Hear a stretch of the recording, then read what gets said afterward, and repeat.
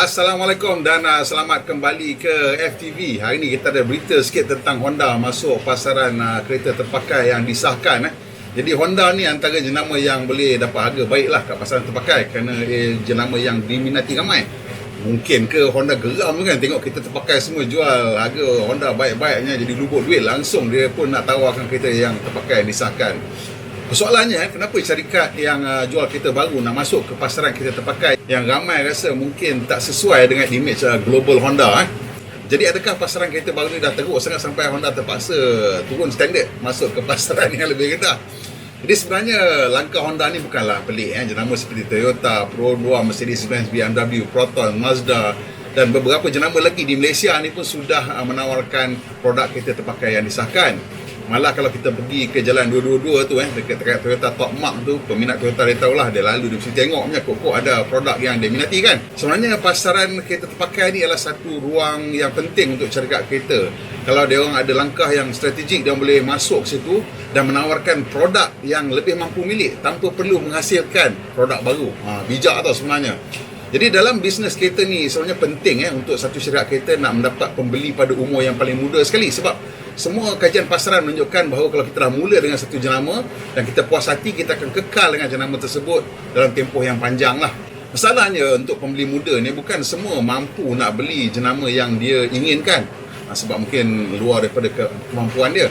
Tapi dengan adanya produk terpakai yang disahkan, tiba-tiba mungkin produk yang dia nak tadi tu dah boleh masuk ke julat mampu milik dan dia tak risau tentang membeli kereta yang terpakai. Jadi menawarkan produk kereta terpakai yang disahkan ini membolehkan Honda dan syarikat-syarikat kereta lain untuk mencapai pembeli-pembeli yang lebih muda dan juga untuk mereka-mereka yang tidak gemar beli kereta baru. Sebenarnya ada beberapa sebab juga yang bagus kenapa kita beli kereta second hand dan tak beli kereta baru, dan ramai je pembeli-pembeli di Malaysia ni yang mengamalkan pemahaman tersebut. Jadi bila kita beli kereta second ni, kita memang boleh jimat duit banyak sebenarnya, kerana susut nilai yang paling besar untuk kereta baru ni berlaku pada 3 tahun pertama. Jadi bermakna kita dah boleh upgrade kepada kereta yang segmen mungkin lebih besar ataupun lebih mewah dengan kos yang munasabah. Hutang kurang, tension pun kurang, hutang tak ada, lagi senyum. Dalam keadaan ekonomi yang tak menentu ni penting ni sangat ni. Pelbagai faktor sekarang sedang menghadapi kita. Orang nak perang kat Russia lah, dengan pandemik lah, macam-macam lah. Jadi ramai orang tengah fikir macam mana nak downsize, nak jimatkan perbelanjaan.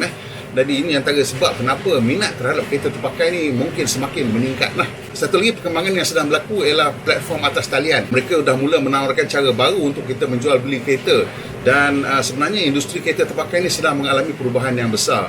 Seperti juga banyak lagi industri-industri runcit ataupun jualan terus ke pelanggan lah. Banyak orang dah mula bergerak ke atas talian. Syarikat atas talian ni dia orang kena ada proses yang lebih luksina ataupun transparent. Kerana kalau dia tak transparent, orang tak yakin nak beli.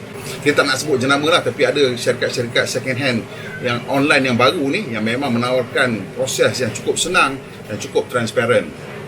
Bukanlah kita nak kutuk salesman kereta terpakai ni, tetapi hakikatnya bila kita beli kereta terpakai ni, memang ada risiko kita terbeli kereta bekas kemalangan, kereta bekas kerosakan banjir dan sebagainya. Terutama sekali kalau kita tak pandai nak periksa.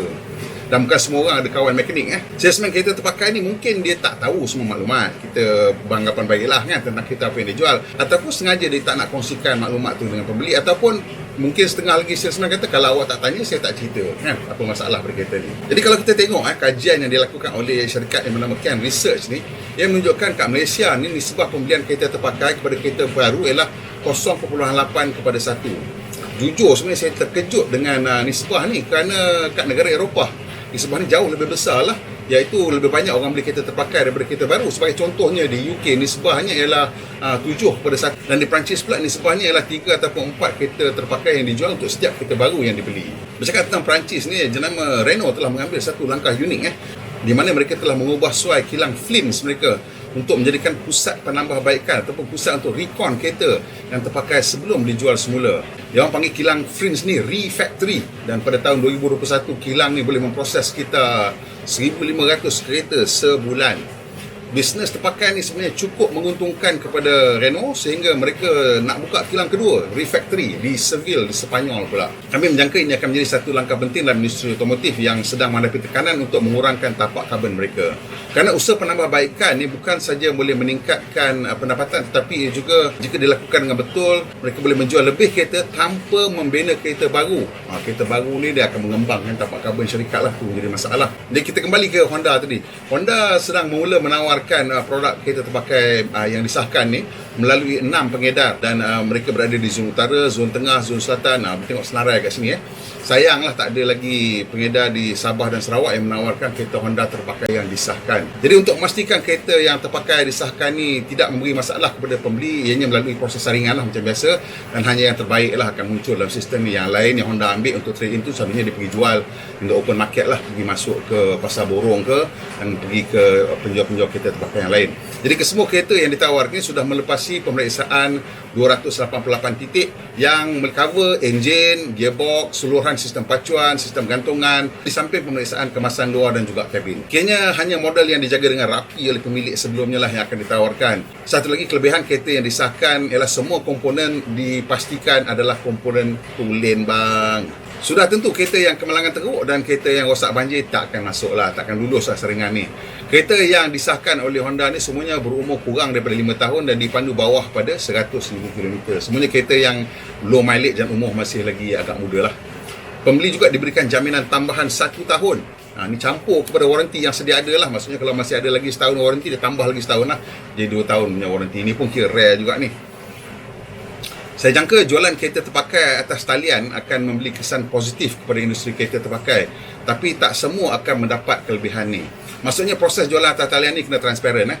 Jadi kalau tak transparent, susah orang nak beli. Hanya syarikat-syarikat yang menawarkan produk yang baik dan sokongan jualan yang tinggi yang akan berjaya. Jadi bila syarikat-syarikat macam Honda masuk, pasaran kereta terpakai ni menjadi lebih transparent dan lebih sihat, dan kita semua akan mendapat kelebihannya.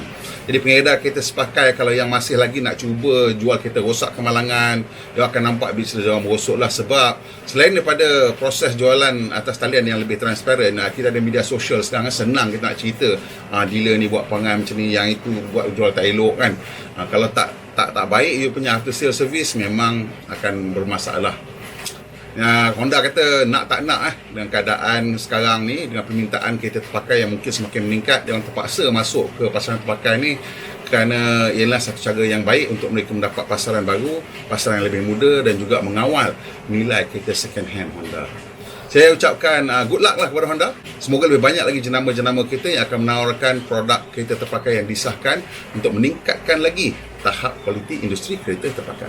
Sampai situ je video kita hari ini. Kalau awak suka, tekan butang like, kongsi dengan member. Ramai kawan-kawan kita yang cari kereta terpakai ni kan.